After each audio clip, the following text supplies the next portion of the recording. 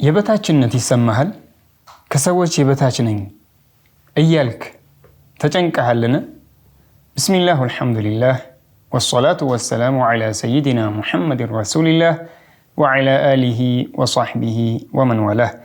ውድና የተከበራችሁ የሚስኩ ሱና ፕሮግራም ተከታታዮቻችን አሁን ደግሞ ሰዓታችን አስማኡላሂል ሑስናን የምናይበት ሰዓት ላይ ነው የምንገኘው።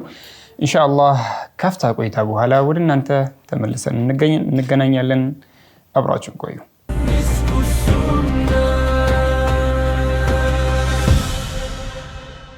አሁን ሰዓቱ አስማእን የምናይበት ነው። ዛሬ አላሁ ስብሓነሁ ወተዓላ ፍቃድ ከሆነ አላሁ ስብሓነሁ ወተዓላን ስም 37ኛው ሲዝን 5 ላይ ሁለተኛውን የአላሁ ስብሓነሁ ወተዓላን ስም የምናይበት ሰዓት ነው።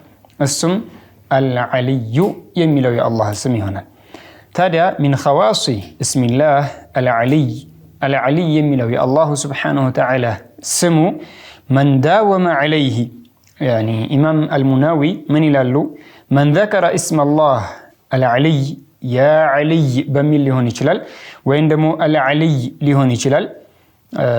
ነፍዑ ምንድን ነው? በውስጡ የያዘው ሲር ምንድን ነው ይላሉ? አንድ ሰው የበታችነት የሚሰማው እንደሆነ አላህ ከፍ ያደርገዋል አሉ።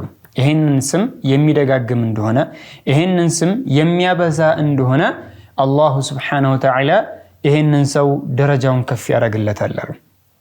የበታችነት ሲሰማው የነበረውን አላህ ከፍ ያደርገዋል። ይሄንን ስም ለህፃናቶችም ማንጠልጠል እንችላለን። በወንድ ህፃንም ይሁን ወይም ደግሞ ሴት ህፃናትም ቢሆኑ ይሄንን የምናንጠለጥልላቸው እንደሆነ ወኢዛ ዑሊቀ ከተንጠለጠለ ልክ እንደ ሒርዝ የምናንጠለጥልላቸው እንደሆነ ምን ይላሉ? ሐታ ፈቂር የሆነ ሰው ደሃ የሆነ ሰው በጣም ደሃ ተብሎ የሚባል እንኳን ቢያንጠለጥለው አግናሁላህ ይላሉ።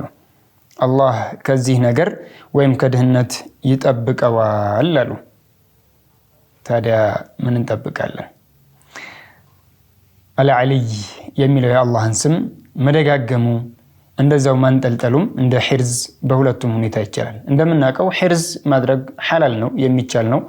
በውስጥ ያለው ምንድነው? ቁርአን ከነብዩ ሰለላሁ ዐለይሂ ወሰለም የመጡ የሆኑ ዚክሮች ናቸው በውስጡ የሚገባበት። ወኢላ ጧላሲም ብለው ሰይዲ አይቻልም ብለው የከለከሉት አለ።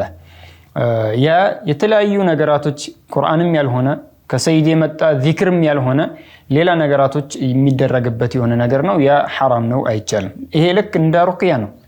ሩቅያ ቁርአን እናስቀራ ብለን እንደምንለው ይሄም ቁርአን ነው፣ ዚክር ነው። አላሁመ ዘሱልጣኒል ዐዚም ወልመኒል ቀዲም ዘርረሕመቲል ከሪም ወሊየል ከሊማቲ ታማቲ ወደዕዋቲል ሙስተጃባት ዓፊና ሚን አንፉሲል ጅኒ ወአዕዩኒል ኢንስ የመሰለ ማለት ነው። እና ይሄ የሚቻል የሆነ ነገር ነው። ማ መዕና አልዓሊይ? አልዓሊዩ የሚለው የአላሁ ስብሓነሁ ወተዓላ መዕናው ምንድን ነው? ወሁወ አለዚ የዕሉ ዐላ ኸልቂሂ ቢቀህሪህ። እንግዲህ እንደምናውቀው አላህ የሁሉም ነገር ተቆጣጣሪ ነው። አላህ ያልተቆጣጠረው የሆነ አንድም ነገር የለም። አላህ ያልፈጠረው የሆነ አንድም ነገር የለም። ታዲያ ወሁወ አለዚ የዕሉ ዐላ ዒባዲሂ አው ዐላ ኸልቂሂ ብለን ስንል ላ ቢልመካን በቦታ አይደለም። የአላህ የበላይነት የአላህ ከፍታ በቦታ አይደለም። ኢነማ ኢብን መንዙር ሊሳን አልዓረብ ላይ ምን ይላሉ? ዓሊይ የምትለው ቃሏ ወይም ደግሞ አልዑላ የምትለው አርሪፍዓ ማለት ነው ይላሉ። እንደዛው ፈይሩዝ አባዲ፣ ሙሐመድ ያዕቁብ ሙሐመድ ዲን አሽራዚይ ምን ይላሉ? ወቀድ ወረደ ፊል ቁርአን አልአዕላ የምትለዋ ቃል በቁርአን ወርዷል፣ በቁርአን መጥቷል ይላሉ። በምን አይነት ሁኔታ? በአምስት አይነት መንገድ ላይ በቁርአን ላይ ተጠቅሶልናል አሉ። የመጀመሪያው ቢማዕና ዑሉዊል ሐቅ ፊ ዐዘመቲህ የአላሁ ስብሓነሁ ወተዓላን ልቅና የሚገልጽ ነው አሉ። ሰቢሕ እስመ ረቢከል አዕላ በሚለው ላይ። ሌላ በመካን በቦታም የመጣበት ሁኔታ አለ። እዚህ ጋር ሰቢሕ እስመ ረቢከል አዕላ ብለን ስንል አልመካን ላ የርፈዑ አሐደን ቦታ ማንንም ከፍ ሊያደርግ አይችልም። እንደምናውቀው ኢነማ ሰውየውን ከፍ ሊያደርገው የሚችለው ምንድነው? አመሉሁ ስራው ነው እንጂ እዚህ ስላለ ወይ እዛ ስላለ ወይ እዛ ስላለ በአላህ ዘንድ ያለውን ደረጃ ከፍ አያደርግለትም። ታዲያ አላሁ ስብሓነሁ ወተዓላ ባሪያዎችን የሚቆጣጠር ማለት ነው አሉ። ወቁድረቲሂ በችሎታው የተቆጣጠራቸው። ወየስተሒሉ ወስፉሁ ቢርቲፋዒል መካን አላህ በቦታ ከፍ አለ ብሎ ማለት በላይኛው አቅጣጫ ነው ብሎ ማለት ወይ ሰማይ ላይ ነው ብሎ ማለት ወይ ዓርሽ ላይ ነው ያለው ብሎ ማለት ወይ ከዓርሽ በላይ ከፍ ያለ ነው ብሎ አላህን በቦታ መግለጽ ይሄ ሙስተሒል ነው። በጭራሽ የሚገባ ተግባር አይደለም፣ የሚገባ እምነት አይደለም፣ የሚገባ ንግግር አይደለም አሉ። ፊርዓውን አነ ረብኩሙል አዕላ ብሎ ሲል ቦታን አልፈለገበትም። እኔ እኮ ከእናንተ ከሁላችሁም ከፍ ቦታ ላይ ያለሁ ነው ከፍ ያለ ቦታ ላይ ያለሁ ነኝ ብሎ አይደለም። ኢነማ አነ ረብኩሙል አዕላ ብሎ ሲል እኔ ከእናንተ ከሁላችሁም የበለጥኩኝ ነኝ እበልጣለሁ ማለትን የፈለገበት። አላህ ዓርሽ ላይ ነው ብሎ ማለት ይሄ አላህን ማስዋሸት ነው፣ አላህን መሳደብ ነው። ለምን? ምክንያቱም ሊአነ አላህ ተዓላ ሙነዘሁን ዐኒል መካን ከቦታ የተጠራራ የሆነ ጌታ ነውና ማለት ነው። ከቦታ የሚከጅል የሆነ ጌታ አይደለምና። አለዚነ የስተድሉን ቢቀውሊ ፊርዓውን በፊርዓውን ንግግር ማስረጃ የሚያደርጉ ብዙ ሰዎች አሉ።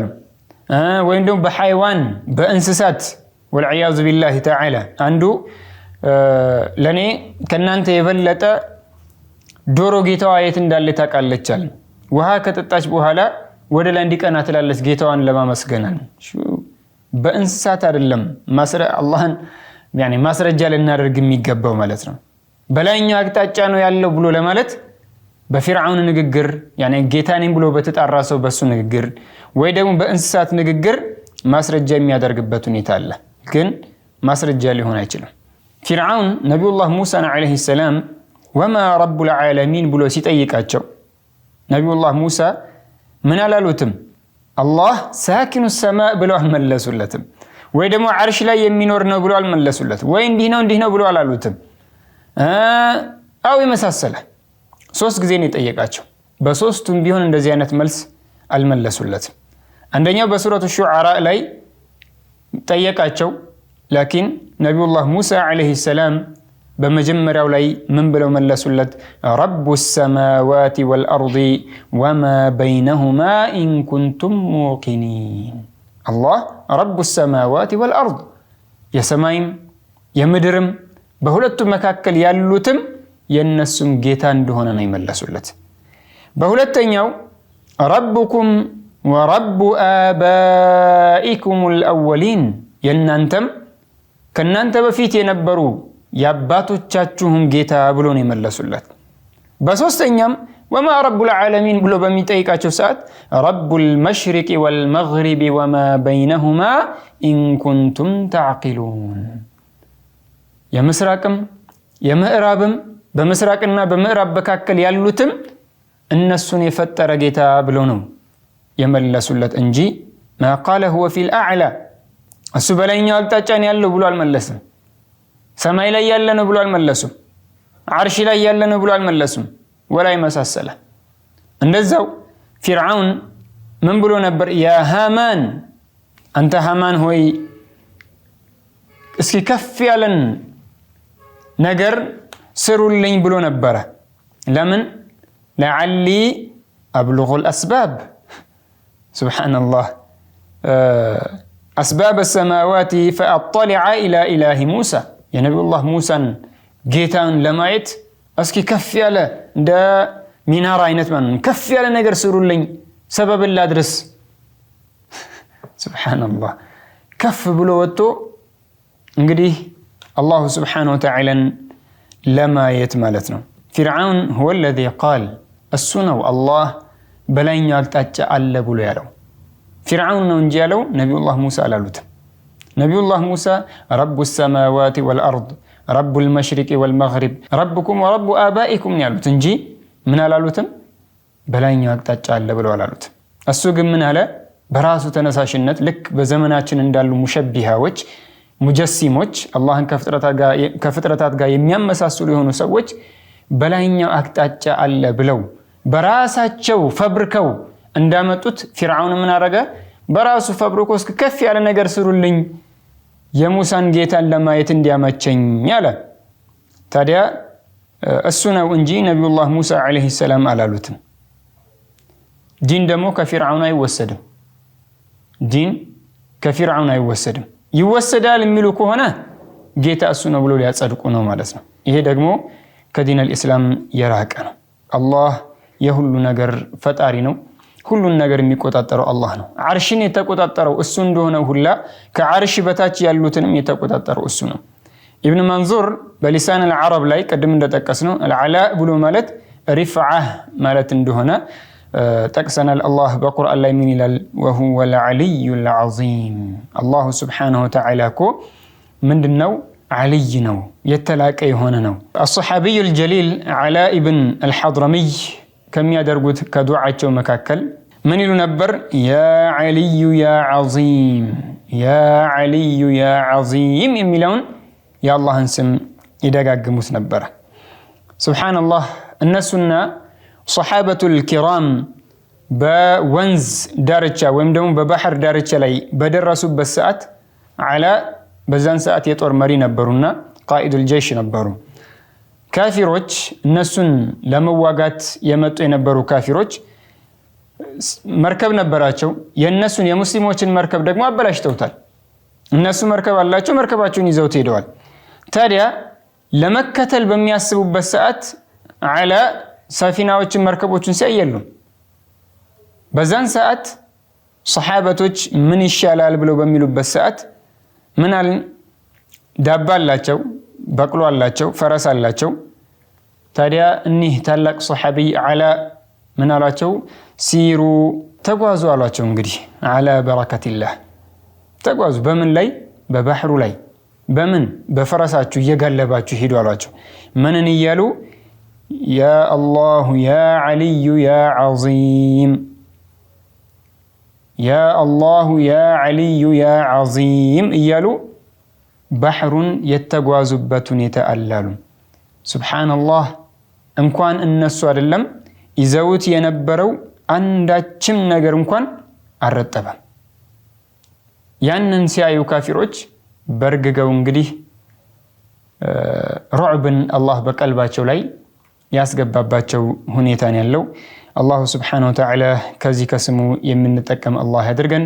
ከሚደጋግሙ ባሪያዎችም አላህ ያድርገን። ዒልሙንም ዓመሉንም ተቅዋውንም አላህ ይወፍቀን። ኢንሻአላህ በሚቀጥለው በ38ኛው የአላህ ስም እስከምንገናኝ ድረስ አስተውዲዑኩሙላህ። ወሰላሙ ዓለይኩም ወረሕመቱላሂ ወበረካቱሁ።